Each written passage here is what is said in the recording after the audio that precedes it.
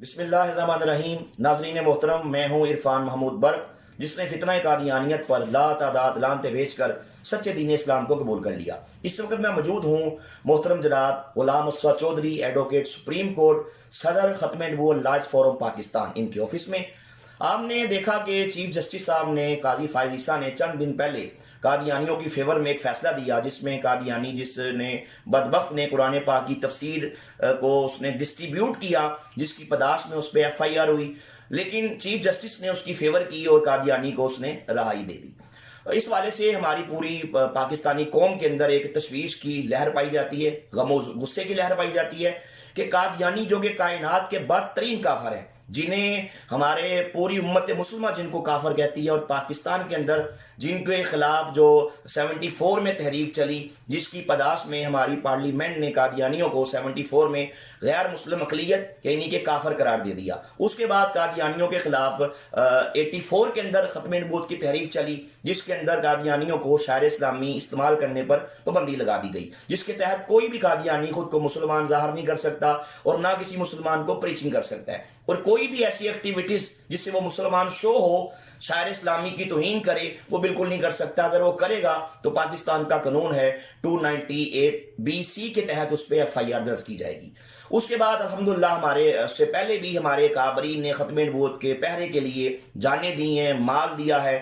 53 کے اندر ختم نبوت کی تحریک کے اندر 10,000 مسلمانوں نے جام شہادت نوش کی ہے. ختم نبوت کا معاملہ انتہائی سینسٹیو ہے، قادیانی کائنات کے بدترین کافر ہیں. تو میں آج اس والے سے چوئی صاحب سے یہ پوچھوں گا کہ جب قادیانیوں کے خلاف یہ قوانین موجود ہیں، سپریم کورٹ کے فیصلے ہیں، 1993 SCMR ظہیر الدین بنام سرکار فل بینچ نے قادیانیوں کے بارے میں بڑا بہترین فیصلہ دیا کہ قادیانی خود کو مسلمان نہیں ظاہر کر سکتے. اسی طرح آپ کی فیڈرل شریعت کورٹ نے، اسی طرح آپ کی ہائی کورٹس نے، جب قادیانیوں کی تمام ان کے باتیں دیکھنے سننے کے بعد بڑے تاریخ ساز قسم کے فیصلے دیے، تو پھر چیف جسٹس نے کس بیس پہ قادیانیوں کی فیور کی ہے؟ اس والے سے میں قانونی پہلوؤں پہ روشنی ڈالنے کے لیے چوئی صاحب سے پوچھوں گا کہ اس پہ آپ سر کیا کہتے ہیں؟ بسم اللہ الرحمن الرحیم. الصلاۃ والسلام علی خاتم النبیین. محترم عرفان برق صاحب، آپ کا بہت شکریہ، آپ نے موقع دیا. کچھ ایسے حالات اس فیصلے کے بعد پیدا ہو گئے کہ ہر بندہ جو ہے وہ ایک انتہائی پریشانی کے عالم میں ہے کہ یہ کیا فیصلہ ہو گیا. قادیانیوں کو فری ہینڈ مل گیا، کیا وہ اپنی دن رات جو ہے عبادت بھی کرتے رہیں گے، اپنے معاملات جو چلاتے رہیں گے، اپنے جو ایک ان کا ایسا مذہب جو ہے جس کے اوپر قانون میں، آئین میں پابندی ہے، اس کی ترویج کرتے رہیں گے، اپنی کتابیں، اپنی تفاسیر چھاپتے رہیں گے. تو ایسی صورتحال میں آپ کو عرض کر دوں کہ حقائق اس طرح پہ ہیں کہ قادیانیوں کے خلاف ایک مقدمہ تھانہ چنیوٹ میں درج ہوتا ہے، چناب نگر. یہ کاپی میرے پاس ہے، اگر آپ کا کیمرہ مین دکھا سکے. یہ ایک مقدمہ درج ہوتا ہے امتناع قادیانیت آرڈیننس کے تحت، اور اس کے بعد قرآن پاک کی توہین کے بارے میں، اور جو قرآن پاک کی پرنٹنگ کا قانون اس کی وائلیشن کے بارے میں یہ پرچہ درج ہوتا ہے. جس کے بعد اس پرچے کے بعد اس ملزم یہ ایک اصل میں واقعہ یہ ہوتا ہے کہ نصرت جہاں کالج جو ہے یہ ادھر آپ کے چناب نگر میں، وہاں پہ 7 مارچ 2019 کو ایک فنکشن ہوتا ہے جس میں مختلف جو ہے قادیانی اپنے ایونٹ کرتے ہیں، جس میں تفسیر صغیر کے نام سے جو قادیانیوں کی ایک تفسیر ہے، جس کو باقاعدہ گورنمنٹ آف پنجاب نے اپنے نوٹیفکیشن کے تحت بین کیا ہوا ہے. اس کو آپ کا کیمرہ مین دکھائے کہ یہ نوٹیفکیشن ہے حکومت پنجاب کا، جس کے تحت اس تفسیر صغیر کو بین کر دیا گیا ہے. اور اس نوٹیفکیشن کے مطابق کوئی قادیانی اس کو نہ چھاپ سکتا ہے، نہ اس کی پبلشنگ کر سکتا ہے، نہ اس کو ڈسٹریبیوٹ کر سکتا ہے، نہ اس کو اپنے قبضے میں رکھنے کی بھی ان کو اجازت نہیں. جب گورنمنٹ نے بین کر دی تو اس میں باقاعدہ طور پہ لکھا ہوا ہے کہ یہ آئٹم جو ہے، یہ تفسیر صغیر کتاب جو ہے، اس کو قادیانیوں نے جو ایک تحریف شدہ قرآن پاک کا لے کے سارا اس کی تفسیر بنا کے مسلمانوں کو گمراہ کرنے کے لیے اس کو چھاپ کے تقسیم کرنے کا کیا. تو اس میں باقاعدہ نوٹیفکیشن میں لکھا ہوا ہے کہ اس کتاب کو جہاں پہ بھی ہے، جس حالت میں بھی، اس کو فوری طور پہ ضبط کر لیا جائے گا، اور اس کو چھاپنے پہ، اس کو آگے تقسیم کرنے پہ مکمل طور پہ پابندی ہے.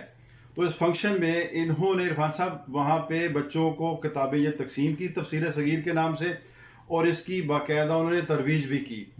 تو یہ جو قادیانی جس کی ضمانت سپریم کورٹ نے لی ہے یہ اس ادارے کا سربراہ ہے. تو جب اس کے خلاف پرچہ درج ہوا تو باقاعدہ تفتیش کے دوران اس کا چلان بنا اور اس کو چلان بنا کے عدالت میں پیش کیا گیا. اس کے خلاف 4 جرائم کے تحت 3 کے تحت جو چارج فریم کیا گیا، جس میں 298C کے تحت اور سیکشن قرآن ایکٹ کے تحت اور 295B توہین قرآن کے تحت اس کے خلاف جو تھی وہ عدالت نے ٹرائل کورٹ نے چارج فریم کیا. اور اس کی ضمانت جو تھی سیشن کورٹ سے ہائی کورٹ سے خارج ہو گئی. پھر اس کے بعد جب سپریم کورٹ میں ضمانت گئی ہے تو وہاں پہ اس کو نہ صرف سپریم کورٹ نے ضمانت دی ہے بلکہ ایک عجیب قسم کا فیصلہ دیکھنے میں آیا کہ جو دفعات لگائی گئی تھی اس کے خلاف جو انویسٹیگیشن والوں نے ایک مواد اکٹھا کر کے ٹرائل کورٹ کو دیا اور ٹرائل کورٹ نے اسی کی بنیاد پہ اس کے خلاف فرد جرم عائد کیا. وہ تمام کی تمام دفعات معزز سپریم کورٹ نے ان تمام دفعات کو حذف کر دیا کہ یہ دفعات بنتی نہیں ہیں. ایک نئی دفعہ انٹروڈیوس کر کے اس میں اس کو کہا جی کہ اس میں 5 سال اس کے 6 سال سزا ہے تو یہ 6 ماہ سزا ہے، 6 ماہ سے زیادہ یہ گزار چکا ہے، اس کو بیل گرانٹ کر دی گئی. تو ان حالات میں اس کیس کا تو بالکل ٹرائل بھی ختم ہو گیا. حالانکہ ایسا نہیں ہوتا. جو عدالت ضمانت دیتی ہے وہ صرف اس کی حد تک ضمانت دیتی کہ کیا کوئی میلا فائڈی ہے، کوئی بدنشتی ہے یا کیس میں کوئی کسی قسم کا ڈاؤٹ پایا جاتا ہے. جب ایک برآمدگی ہوتی ہے، چیز سامنے آ جاتی تو اس میں تو کوئی شک والی بات نہیں رہ جاتی. اور مدعی کا یا گواہان کا تو اس کے ساتھ کوئی دشمنی کوئی نہیں، کوئی بدنشتی کسی قسم کی کوئی نہیں. جب مواد پکڑا گیا، کیس ڈاکومنٹری ثابت ہو گیا تو پھر سپریم کورٹ کو اس کے تمام دفعات ختم کر کے ایکسٹرا فیور دینے سے معاملہ کافی جو ہے نا مشکوک ہو جاتا ہے. اور کبھی بھی ایسا نہیں فیصلہ ہم نے دیکھا کہ ٹرائل کورٹ کی جو جورسڈکشن ہے، جو ٹرائل کورٹ کا کام ہے، وہ عدالت جو ہے بیل لینے والی عدالت ہے یا اپیلٹ کورٹ ہے وہ انجام دے دے. یہ تو معاملہ ٹرائل کا تھا. ایویڈنس آتی ہے، ایویڈنس میں ثابت کرتے اپنا کیس. اگر نہیں ثابت ہوتا تو بری ہو جاتا. تو ضمانت کے فیصلے میں ہی اس کو کر دیا گیا. اور ایک جو ان کی پٹیشن تھی سعاد نگرانی کی جس میں کہ یہ دفعات نہیں بنتی یہ بنتی ہے، یہ تو فیصلہ ٹرائل کورٹ کا تھا. تو اس کیس میں اگر دیکھا جائے تو ڈاکومنٹ کے لحاظ سے جو مواد وہاں پہ موجود ہے، جو برآمدگیاں کی گئی ہیں، جو گواہان کے بیانات ہیں، مدعی کا اپنا موقف ہے، ان تمام کو دیکھ کے جو جرائم جن کے فرد جرم عائد کیا تھا وہ بنتے ہیں. تو ان حالات میں اس فیصلے کے خلاف جو بھی لیگل ریمیڈی ہے کہ نگرانی کی ریویو کی شکل میں، نظر ثانی کی شکل میں، وہ انشاءاللہ ہوگی اور یہ فیصلہ ریورس ہوگا. اور اس کو ہونا چاہیے. اگر یہ فیصلہ انٹیکٹ رہے گا تو اس سے بہت سارے معاملات خراب ہوں گے اور بہت سارے جو کیسز چل رہے ہیں قادیانیوں کے خلاف وہ سارے ختم ہو جائیں گے. اس فیصلے میں یہ کہا گیا کہ جی قادیانیوں کو یا کسی بندے کو آئین تحفظ دیتا ہے کہ وہ اپنا جون سا مذہب اختیار کرے. اس کو فنڈامنٹل رائٹس ہے اس کے، جہاں اس کو یہ فنڈامنٹل رائٹ دیے جاتے ہیں وہاں اس چیز کو بھی منع کیا جاتا ہے کہ دوسرے کے مذہبی جذبات کو مجروح نہیں کرنا. دوسرا کروں گا قادیانیوں کا اس پہ عقیدہ ہے کہ نعوذ باللہ وہ کہتے ہیں کہ دنیا میں دوبارہ محمد آ گئے. وہ مرزا قادیانی کذاب کے بارے میں یہ ہرزہ سرائی کرتے ہیں کہ دنیا میں پھر سے محمد بن کے آیا.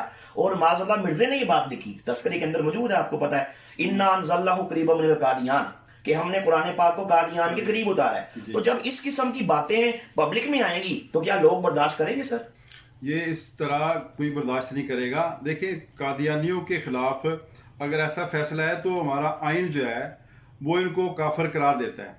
اس کے بعد امتناع قادیانیت آرڈیننس ہے وہ ان کو روکتا ہے. اچھا، پھر ایک اور بڑی اہم بات ہے کہ جو ہمارا قرآن پرنٹنگ اینڈ پبلشنگ کا قانون ہے، قرآن ایکٹ جس کو ہم کہتے ہیں، اس میں ان کو قطعاً اجازت نہیں کہ کوئی قادیانی قرآن پاک کو نہ چھاپ سکتا ہے نہ اس کو آگے تقسیم کر سکتا ہے. تو اس کے لیے باقاعدہ جو پرنٹ کرنے والا ہے اس سے باقاعدہ طور پہ گورنمنٹ ایک ایفیڈیوٹ لیتی ہے، اس کو ایک بیان الفی دینا پڑتا ہے کہ میرا تعلق قادیانیت سے نہیں ہے. تو پھر اس کے بعد اس کو اجازت دی جاتی ہے. تو یہاں اس کیس میں وہ قادیانی ہے، کو قرآن ایکٹ کی بھی خلاف ورزی ہو رہی ہے، امتناع قادیانیت آرڈیننس کی بھی خلاف ورزی ہو رہی ہے اور آئین کی بھی خلاف ورزی ہو رہی ہے. اور تمام چیزوں کو سائڈ پہ رکھتے ہوئے اس کو ایک ایکسٹرا فیور نظر آ رہی کہ مل گئی ہے اور دے دی گئی ہے، جو ایک اچھا ایگزامپل نہیں بنے گی. وہ بہت سارے اس سے معاملات جو ہے نا وہ خراب ہو